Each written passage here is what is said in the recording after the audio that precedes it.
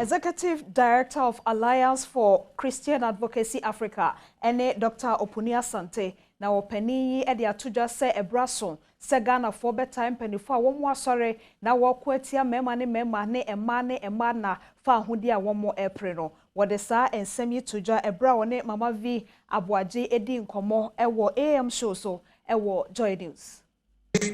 If armed robbers have rights, that if you arrest a thief, armed robber, you don't just start stoning them, they have rights. But the right must be packaged properly so that you know what you can do, what you cannot do. So it seems to me that is the journey we have started. And we must know this is not a Ghanaian issue.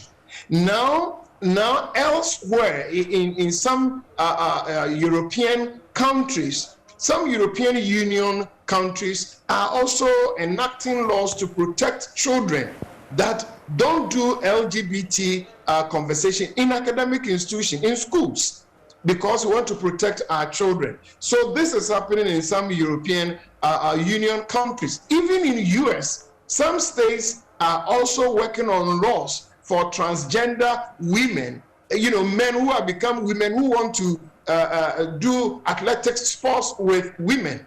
Now we are having Olympic Games, and now you have transgender men who want to compete with women.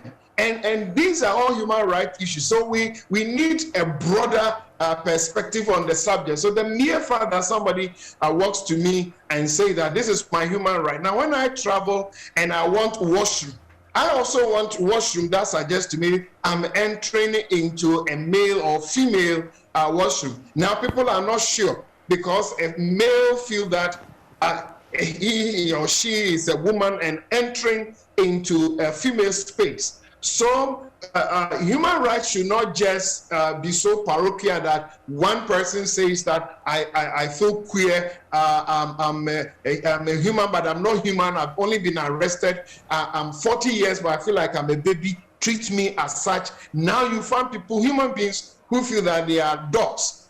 And they go to shopping malls with chains around their waist, behaving, barking like dogs. Now, while you have your human right, you must also know that sanctity of society must be protected. I pray and hope that Ghanaians will rally behind our leaders. And this journey also will remain non-partisan. Normally, when things become MPP and DC for us in this country, it becomes difficult to move it forward.